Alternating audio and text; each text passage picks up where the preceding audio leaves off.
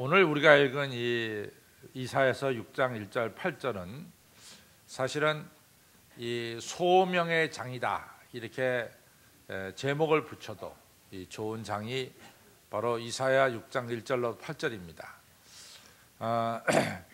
예언자나 또 예수님의 사도들이나 이 한결같이 저들이 어떻게 하나님께 부름받았느냐, 이 부름받은 장면을 꼭 그 성경책에 쓰고 있습니다. 예레미야 1장에도 예레미야가 어떻게 부름받았다는 것을 쓰고 있고, 또 사도 바울은 자기가 부름받은 것을 사도행전에 무려 3번씩이나 쓰고 있어요. 9장, 22장, 26장에 쓰고 있습니다. 이처럼 하나님의 일을 하는 사람에게 있어서 아주 중요한 것은 뭐냐면 자신이 하나님께 부름받아서 이 일을 하고 있다.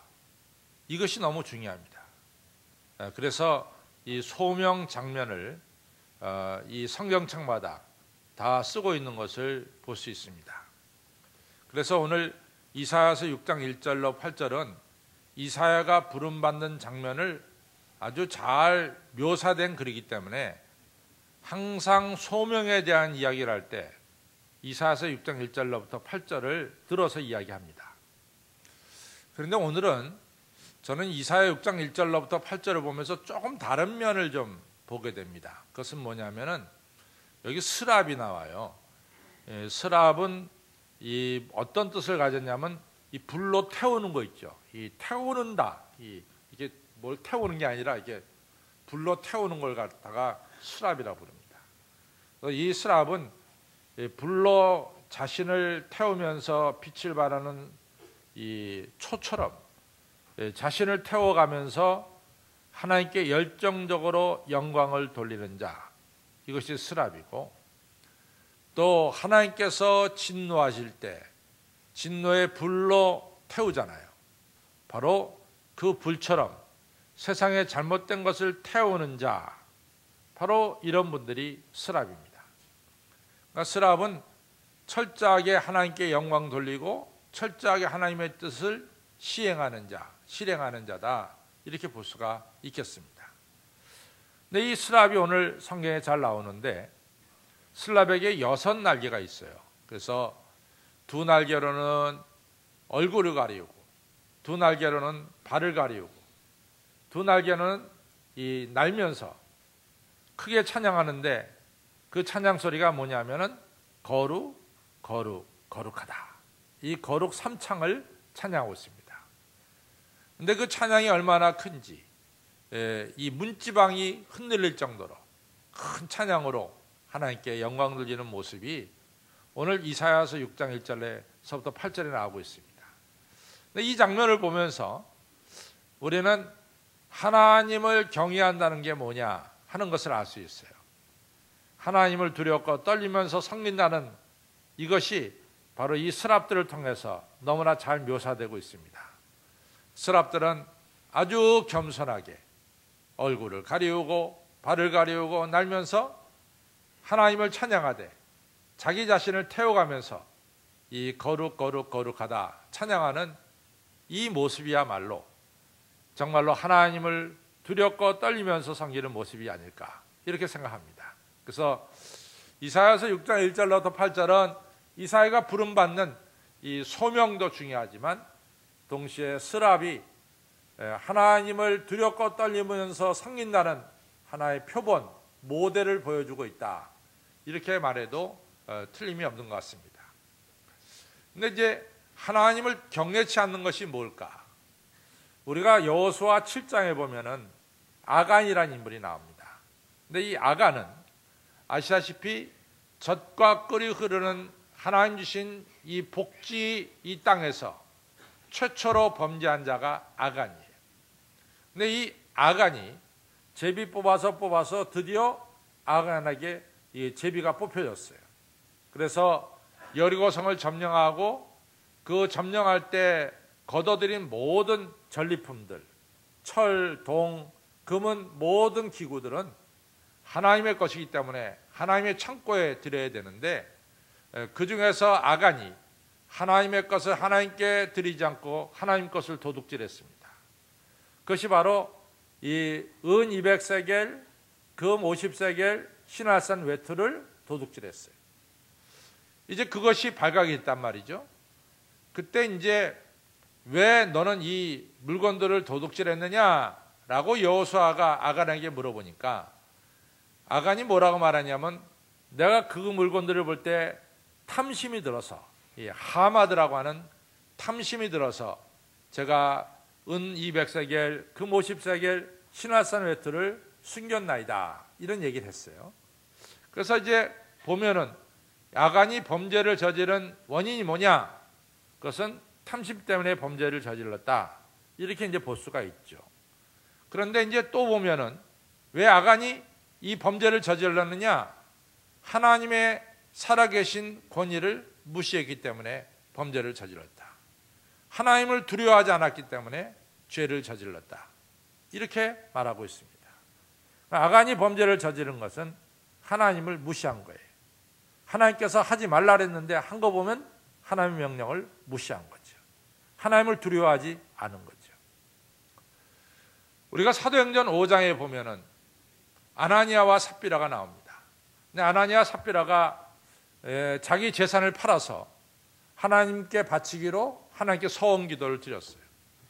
그래서 실제로 재산을 팔아서 이제 베드로 앞에 가져갔는데 팔고 나서 전액을 가져간 것이 아니라 아마 어느 정도는 띄워놓고 어느 정도를 가져가면서 이제 이렇게 얘기했나 봅니다. 이것은 하나님께 내가 바치고자 하는 땅을 팔아서 이것을 다 가져왔습니다.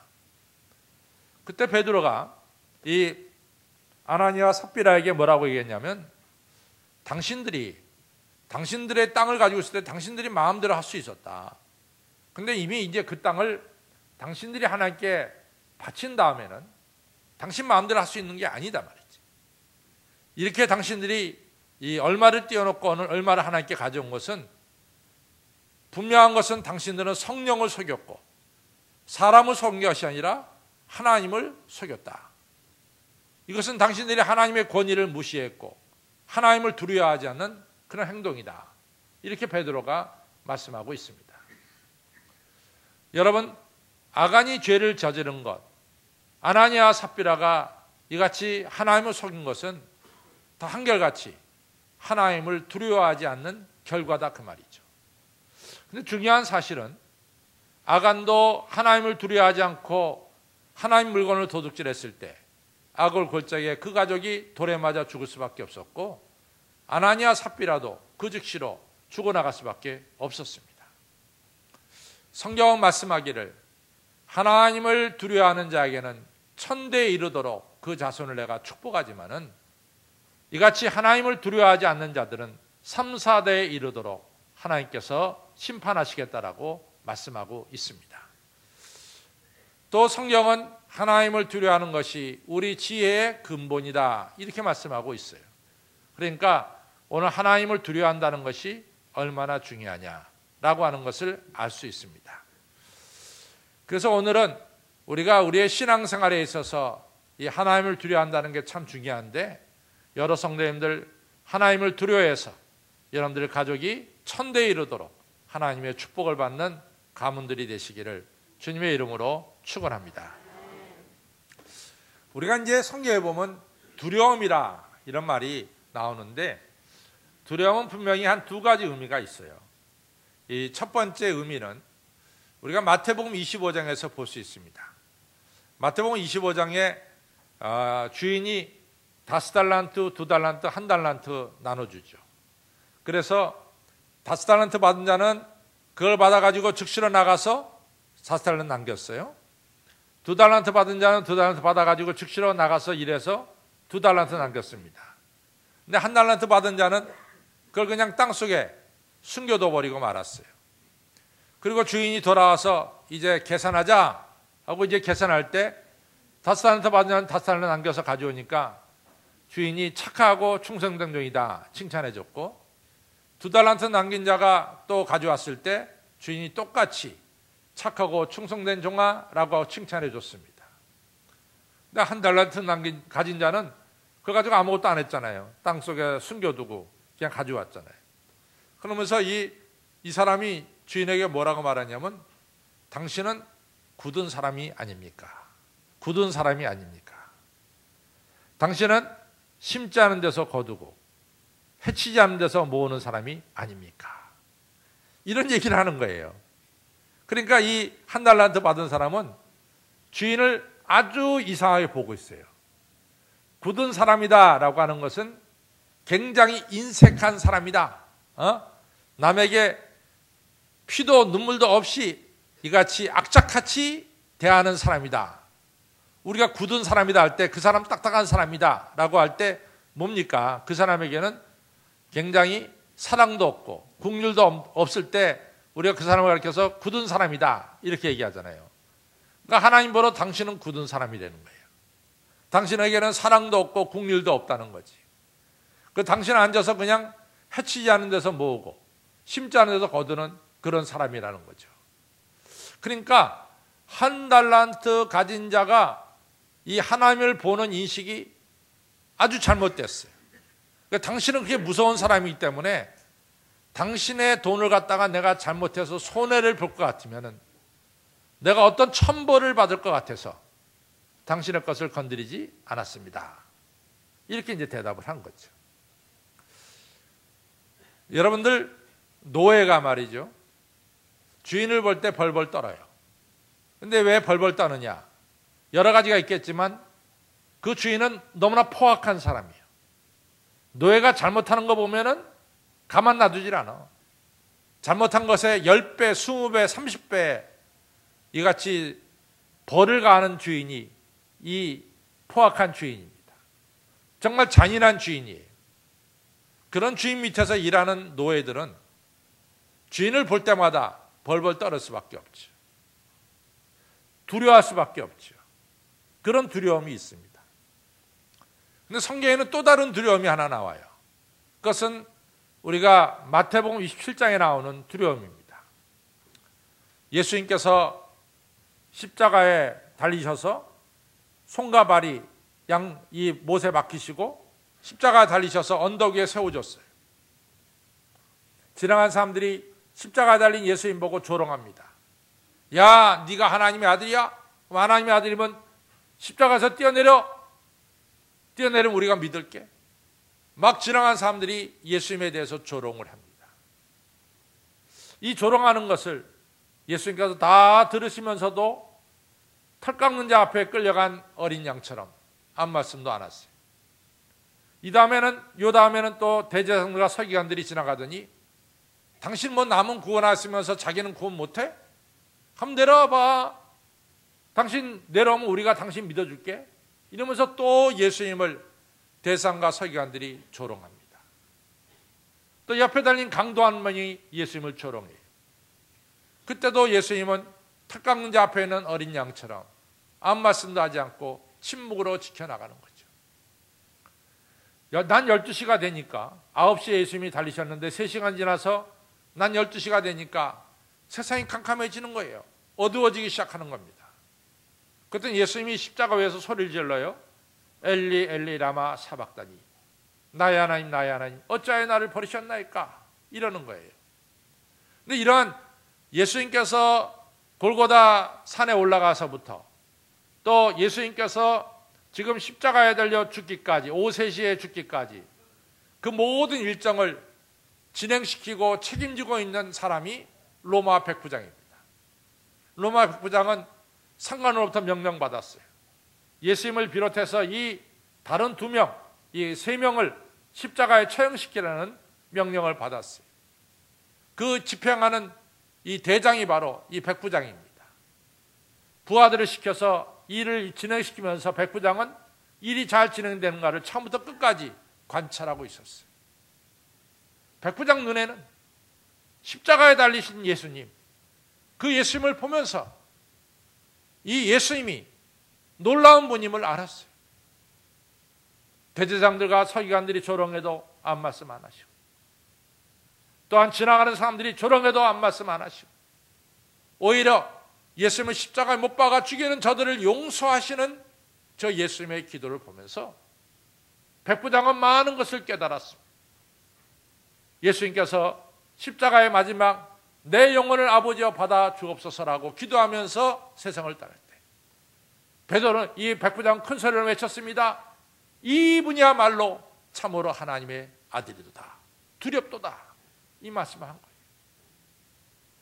여러분, 포악한 죄인은 노예가 말 안 들을 때 채찍으로 몽둥이로 때리는 무력으로 이 노예들을 갖다가 무섭게 만듭니다. 노예들은 주인의 손에 든 이 채찍과 몽둥이를 보면서 두려워합니다. 그러나 십자가에 달리신 예수님은 어떠한 무력을 쓸 수 있는 그런 상태가 아니에요. 정말로 그 무력이 아니라 다른 무력, 아무것도 할 수 없는 무력 한가운데 있는 분이 예수님입니다.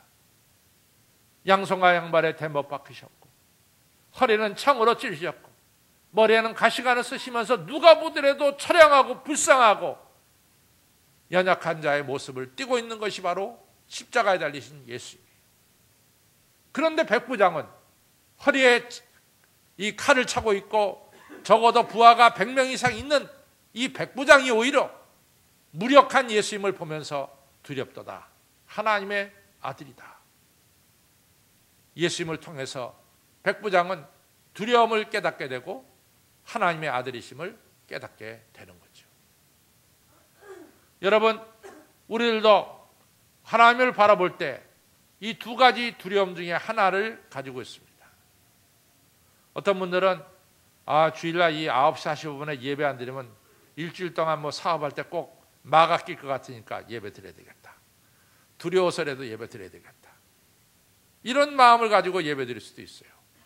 오늘 예배 안 드리다가는 천리도 못 가서 발병 날 것 같다. 이렇게 이런 아리랑 노래처럼 이같이 이 벌 받을 것 같아서 예배 안 드리는 분, 예배를 드리는 분들도 없잖아 있겠죠. 그러나 우리들 대부분은 아마도 100% 전부다는 여러분들이 하나님께 받은 바 은혜가 너무나 커. 하나님의 사랑이 너무 귀해. 나를 향한 하나님의 은혜가 너무 커. 그래서 우리가 감사한 마음으로 떨리는 마음으로 예배 드리고 있는 줄로 믿습니다. 어떤 상태로 예배 드리냐? 그것이 중요해요. 예배 안 드리면 벌 받을 것 같은 마음으로 예배 드리느냐? 아니면 받은 바 은혜가 너무 감사해서 기쁜 마음으로 예배 드리느냐? 우리는 예배 드리는 자세가 중요한 줄로 믿습니다. 예배 드리는 이같이 하나님을 두려워하는 우리 마음의 근거가 뭐냐? 우리가 왜 하나님을 두려워할까? 그것은 하나님의 이 전능하심과 위엄하심에 우리가 자연스럽게 머리를 숙이게 되죠. 오늘 이사야가 성전에서 엎드려진 것은 하나님의 거룩하심에 이사야는 엎드릴 수밖에 없었어요. 스랍들이 찬양하면서 높이 천장에 계시는 하나님의 영광을 보면서 이사야는 엎드릴 수밖에 없었습니다. 우리가 누가복음 5장에 보면은 베드로가 예수님 앞에 엎드려진 것을 보면은 그렇습니다. 베드로는 사실 예수님께서 복음 전할 때요, 야 갈릴리 청년이 정말로 열심으로 복음 전하는구나, 그 정도로 생각했어요. 밤새 베드로가 고기를 잡으려고 그물을 던졌지만 한 마리 잡지 못했어요. 그래서 새벽녘에 이 해안가에 배를 대고 그물을 수선할 때 예수님이 그 배에 좀 타시겠다 해서 타시도록 허락했어요. 배를 좀 띄워달라서 좀 해안가에 좀 띄워줬어요. 떨어뜨려줬어요. 예수님께서 복음 전하시더니 베드로에게 이런 말씀하십니다. 깊은 데 가서 그물을 던져보라고. 베드로가 밤새 제가 그물을 던졌지만 한 마리도 못 잡았지만 그렇게 말씀하시니까 믿져야 본전이지, 제가 한번 해보겠습니다. 깊은 데 가서 그물을 던졌어요. 엄청나게 많은 고기가 잡혔습니다. 그물을 끌어올리니까 정말 그물이 찢을 정도로 고기가 많이 잡혔어요. 얼마나 많이 잡혔더니 베드로 배, 요한 배 처음에 2배의 처음에 배가 잠길 정도로 많이 잡혔어요. 빈 배가 만성이 됐어요. 베드로가 너무 기쁘죠. 근데 기쁨도 잠시야. 이분이 보통 분이 아니야. 이분은 좀 다른 분 같아. 어떻게 물속에 다니는 이 고기들을 아냐 이거지, 물고기들을. 이상한 분 아니냐 말이지, 이분은. 이분은 보통 분은 아니야. 그 순간 베드로의 머리에 스쳐가는 게 뭡니까? 이분은 하나님의 아들이다 말이지. 그러니까 물속에 다니는 이 고기들의 이 움직임도 파악할 수 있는 이분은 우리가 생각하는 단순한 인간은 아니다 이거지. 하나님이다 이거지. 그러니까 베드로가 그 즉시 엎드려 있잖아요. 주여, 나를 떠나소서, 나는 죄인이로소이다. 베드로가 예수님 앞에 엎드러진 것은 그 순간 베드로가 예수님의 사랑을 깨달아서 엎드러진 게 아닙니다. 그 순간은 뭡니까? 예수님의 전능하심에 엎드려진 거죠. 우리가 욥기를 보면 참 욥기에 재밌게 나와요. 욥기 중간쯤 가면 욥이 하나님한테 막 대들어요. 하나님, 도대체 내가 뭘 잘못했다고 하나님, 내 아들 7명, 딸 3명 졸지에 죽입니까? 하나님, 내가 뭘 잘못했다고 말이지, 내 몸에 악창이 나서 말이지, 이같이 내가 고통을 당해야 됩니까? 내 친구들이 와서 다 네가 잘못한 게 있다라고 지금 지적하는데 도대체 내가 잘못한 게 뭡니까? 내가 뭘 그렇게 잘못했다고 하나님 나한테 큰 벌을 내리십니까? 막 하나님께 따지는 거예요. 그러면서 욥이 뭐라고 말하냐면, 하나님, 난 차라리 내 생일을 저주하고 싶습니다. 내가 왜 이 땅에 태어났으면, 내가 왜 이 땅에 태어나서 어머니 젖을 먹었는지 난 모르겠습니다. 이러면서 막 하나님께 막 항의하는 거죠. 그때 하나님이요, 폭풍 가운데, 폭풍, 회오리 바람 폭풍 있잖아요. 토네이도가 뱅뱅뱅뱅 돌아가는 폭풍 가운데 하나님 나타나셨어요. 욥아, 네가 남자냐? 네가 산의 대장부처럼 내 앞에 서라 말이지. 이게 38장에 나오는 거예요. 욥기 38장에. 욥이 섰습니다. 그래, 너 땅이 창조될 때 너 어디 있었어? 너 바닷가에 물이 쌓일 때 물이 어디서부터 시작된지 너 알 수 있어? 도마뱀이 지나간 자리를 너는 알 수 있냐 말이야. 이러면서 38장에서 하나님이 욥에게 계속해서 말합니다. 너 천지가 창조될 때 너 어디 있었냐 말이지. 욥이 하나님 말씀을 들으면서 깨닫기 시작했어요. 전지전능하신 하나님, 무서보제하신 하나님, 이 무지한 자가 이 무식한 말로 하나님께 대든 것을 용서하여 주옵소서. 욥이 막 하나님에 따지는데, 하나님이 너 천지 창조할 때 어디 있었냐 말이지. 너 도마뱀이 지나간 자리를 네가 아냐 말이야. 이 물의 근원을 네가 아냐 말이지. 그러면서 38장에 얘기할 때 욥은 아무 대답도 할 수가 없었던 거죠. 하나님, 무지한 자가 이같이 하나님께 말씀드린 것을 용서하여 주소서. 내가 죄를 뒤집어 쓰고 회개하나이다. 욥은 드디어 하나님 앞에 무릎을 꿇고 엎드리기 시작했어요. 전능하신 하나님 앞에 욥은 고개를 들 수가 없었던 거죠. 전지하신 하나님 앞에 우리는 겸손해질 수밖에 없는 거죠. 또 하나 우리가 하나님을 두려워하는 근거가 있습니다. 누가복음 22장에 보면은 예수님께서 이같이 십자가 지시기 전에 겟세마네 동산에서 붙잡혀서 이제 가야바의 법정에 끌려갔어요. 가야바 법정에서 신문을 봤는데 그 가야바 법정 바로 바깥에서 얼마 떨어지지 않은 거에 있어서 예수님을 갖다가 예수님을 죽여라고 외치는 사람들이 그 앞에서 이 모닥불을 펴놓고 추우니까 몸을 데피고 있었어요. 그 자리에 베드로가 꼈습니다. 거기는 사람이 당신 말투를 보니까 갈릴리 사람 말투야. 당신도 저 예수의 제자가 아니냐? 나는 예수를 모른다. 아니, 너 당신 예수와 같이 다니는 거 봤는데 나는 저 사람과 같이 다닌 적이 없다. 당신 틀림없이 예수와 예수의 제자다. 베드로가 3번 예수님을 모른다고 부인했어요. 3번 모른다고 부인하는 그 부인이 끝나자마자 예수님이 가야법정에서 재판을 받다가 뒤를 딱 쳐다봤는데 베드로의 눈과 예수님의 눈이 부닥친 것을 누가복음 22장은 잘 묘사해 놓고 있습니다. 3번 부인한 베드로의 눈을 쳐다보는 예수님의 눈은 베드로, 네가 나를 부인할 수 있고 배반할 수 있느냐? 이런 게 아니었어요. 베드로를 정죄하는 눈이 아니었어요. 베드로를 불쌍히 여기면서 용서해 주는 사랑의 눈을 베드로는 예수님의 눈을 통해서 볼 수가 있었죠. 예수님이 말씀했습니다. 목자를 치니 양들이 다 흩어질 것이다.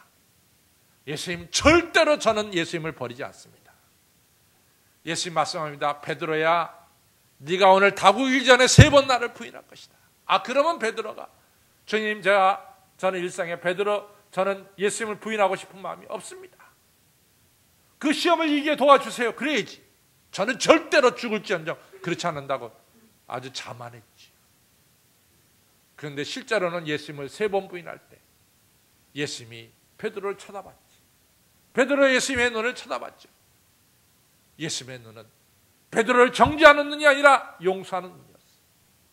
그러다 닭이 울었죠. 베드로는 나가서 통곡하며 회개했습니다. 자기를 용서해 주시는 예수님의 눈을 본 베드로는 그 순간부터 베드로는 당연히 예수님을 두렵고 떨림으로 경외할 수밖에 없는 거죠. 사도 바울도 마찬가지입니다. 저는 아무것도 자랑할 것이 없습니다. 회방자요, 포행자요, 폭행자인 나를 불러서 복음을 전하게 하신 예수님 앞에 내가 뭐 자랑할 게 뭐 있습니까? 사도 바울도 두렵고 떨림으로 예수님을 경외하는 것을 볼 수 있습니다. 여러분, 우리가 예수님을 경외하는 분명한 2가지 근거가 있어요. 하나는 우리 예수님이 전능하신 예수님이야. 또 하나는 나를 사랑하시고 나를 구원하신 예수님이요. 그러니까 여러분과 저는 당연히 두렵고 떨림으로 기뻐함으로 예수님을 경외해야 될 줄로 믿습니다. 근데 예수님을 참 경외하고 두려워한다는 게 너무나 중요한 것 같아요. 사울 왕이 말이죠. 사무엘상 28장에 보니까 무슨 일이 있냐면은 블레셋 군대가 쳐들어와요. 블레셋 군대가 엄청나게 쳐들어오니까 사울 왕이 겁이 나는 거야. 블레셋 군대가. 그러니까 사울 왕이 블레셋 군대가 겁이 나니까 어디로 가냐면 엔돌로 가. 엔돌에 가서 신 잡힌 여자한테 찾아가는 거예요. 신 들린 여자한테. 그래가지고 뭘 물어보냐면 어떻게 하면 저 블레셋 군대를 물리칠 수 있냐고 물어봐요. 참 중요한 거예요. 블레셋 군대를 무서워하니까 이 사울이 어디로 찾아가냐면 무당한테 찾아가는 거지. 요즘 우리가 수요일날 저녁마다 이사야서 공부하잖아요. 근데 이사야서 똑같은 게 나와요. 이 북이스라엘과 이 시리아, 아람이란 나라가 2 나라가 연합해서 예루살렘을 침공해 오니까 그때 왕이 아하스예요. 아하스 왕이 2 나라 연합군이 무서운 거야. 그래서 성경은 바람에 살림이 흔들리듯이 아하스 왕의 마음이 흔들렸다 그랬어요. 근데 저는 그걸 표현하기를 사시나무 떨듯이 떨었다. 그렇게 표현했어요. 두려운 거예요. 근데 이사야 선지자가 와서 두려워하지 말라 하는데 두려워해. 그 말은 안 듣고. 그 다음에 어디로 찾아갑니까? 아수르 왕에게 찾아가서 도와달라고 그러잖아요. 여러분들, 그런데 이제 우리가 이 사무엘상 17장에 보면은 뭐가 나오냐면은 이 골리앗이 나오잖아요. 골리앗이 나와서 막 여호와 하나님을 조롱하고 이스라엘을 조롱하잖아요. 사람은 다 그 소리에 겁을 먹었어요. 근데 어린 다윗이 그걸 겁을 안 내. 겁을 안 내고 자기가 골리앗과 싸우겠대. 그리고 골리앗 앞에 나서는 거죠. 골리앗이 살아계신 하나님 막 저주합니다. 근데 이런 골리앗 앞에 다윗은 전혀 두려움이 없어요. 그러면서 너는 칼과 단창으로 내게 오지만 나는 만군의 여호와의 이름으로 가노라. 이 전쟁에 이기고 지는 것은 칼과 창에 달린 것이 아니라 하나님 손에 달렸다. 어린 다윗은 하나님을 두려워했어요. 그러니까 골리앗이 두렵지가 않은 거야. 근데 사울왕은 블레셋이 두려우니까, 사람이 두려우니까 무당에게 찾아가고, 아하스왕도 사람이 두려우니까 하나님에 가지 않고 강대국 손을 의지하게 됩니다. 근데 반대로 하나님을 두려워하는 자는 세상이 두렵지 않은 거죠. 세상에서 강하고 담대하게 지낼 수가 있는 거죠. 우리가 장로교의 대부다. 그러면 우리가 요한 칼빈, 존 칼빈을 들 수 있죠. 또 한 명을 들자면 잔 낙스를 들 수 있습니다. 잔 낙스. 스코틀랜드의 유명한 종교개혁자 잔 낙스죠.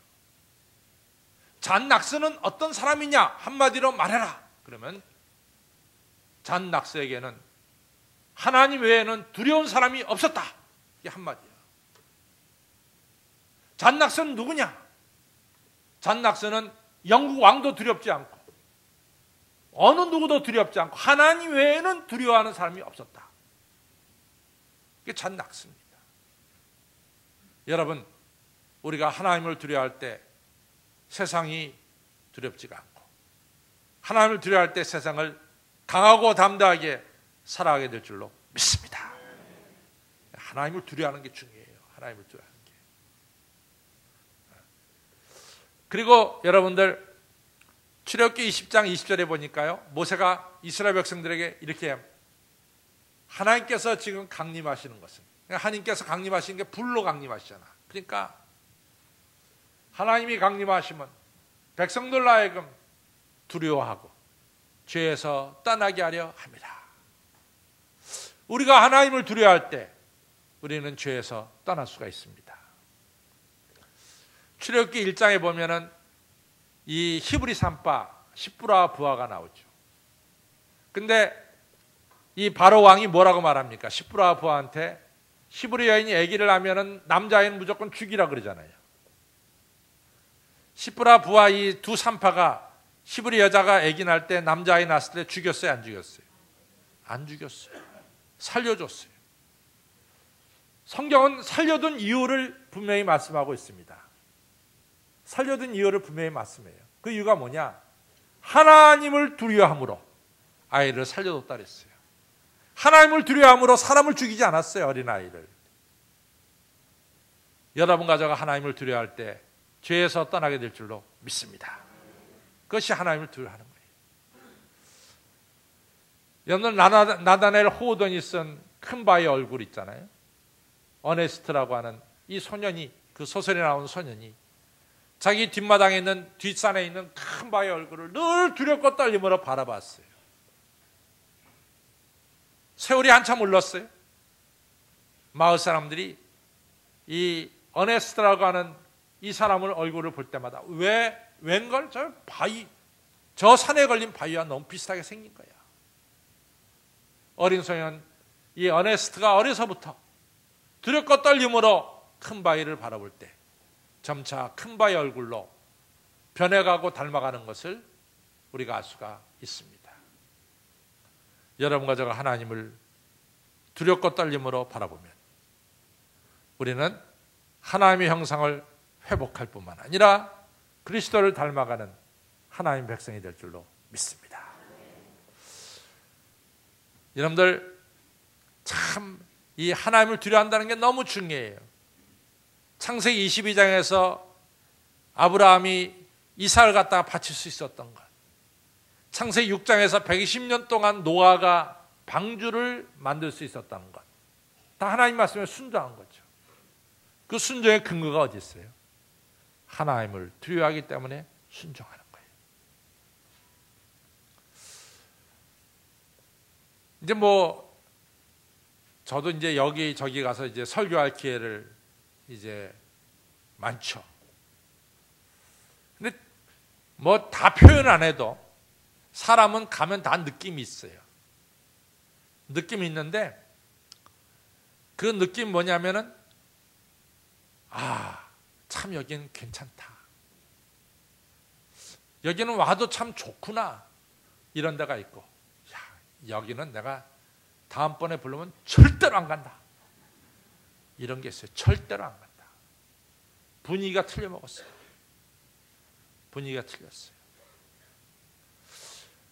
우리가요 집에 아기를 키우잖아요.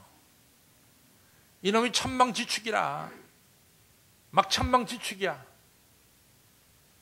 그럴 때 우리가 이제 뭐 할아버지나 할머니가 얘기할 수도 있지만 바깥 사람들은 얘기 안 하고 속에 이렇게 간직하는 게 뭐냐, 얘가 정말 이 집에 무서워하는 사람이 없구나, 그거예요. 애들이 천방지축으로 막 난리칠 때 속에 뭐라고 하면 이 집에는 얘가 무서워하는 사람이 없구나. 무서워하는 사람이 없을 때 천방지축으로 합니다. 그러나 집에 딱 무서워하는 사람이 한 명 있으면은 그 아이가 질서가 잡혀요. 질서가 잡힌다. 제가 교회 가서 어느 다른 교회 가서 설교할 때도 마찬가지. 하나님을 두려워하는 교회는 질서가 있어요. 근데 하나님을 두려워하지 않는 교회는요, 질서가 없어. 거기에는 하나님의 은혜가 없습니다. 여러분과 제가 하나님을 두려워하면서 하나님 앞에 기쁨으로 찬양할 때 옆에 있는 사람들이 은혜 받아. 야, 저기는 뭔가 있어. 그 교회 오면 다시 가고 싶어져. 그것이 하나님의 역사가 나타나는 교회예요. 그것이 전도하는 역사가 됩니다. 여러분과 제가 하나님을 두려워할 때 전도가 이루어지지만은 여러분과 제가 하나님을 무시할 때 전도는 되지가 않습니다. 성도 여러분, 하나님을 두려워하는 것이 지혜의 근본입니다. 저 따라하세요. 여호와를 경외하는 것이 지식의 근본이다. 여호와를, 저 따라서 여호와를 두려워할 때 세상이 무섭지 않고, 여호와를 두려워할 때 죄에서 떠나게 되고, 여호와를 두려워할 때 예수 그리스도를 닮아가고, 여호와를 두려워할 때 하나님 말씀에 순종하게 되고 예수 그리스도를 닮아갈 뿐만 아니라 질서 있는 삶을 살게 되고 전도가 된다. 기도하겠습니다. 하나님 아버지, 감사합니다. 여호와를 경외하는 것이 지혜의 근본이라 그랬는데 저희들 전능하신 하나님을 바라보며 저희들 여호와를 경외할 수 있도록 도와주시고, 날 사랑하사 독생자 예수를 십자가에 달려 죽게 하기까지 나를 용서하시고 사랑하시는 하나님의 사랑을 깨달아 두렵고 떨림으로, 감사함으로, 기뻐함으로 우리 주님을 찬양하는 저희들의 믿음 생활 되도록 도와주옵소서. 여호와를 경외해서 세상이 두렵지 않게 도와주시고, 여호와를 경외해서 죄에서 떠나게 도와주시고, 주님을 닮게 도와주시고, 순종하는 자가 되게 해주시고, 삶의 질서가 잡히게 하여 주시고, 전도가 이루어질 수 있도록 저희들 붙들어 사용하여 주시옵소서. 예수님의 이름으로 감사하며 간절히 기도를 싸움나이다. 아멘.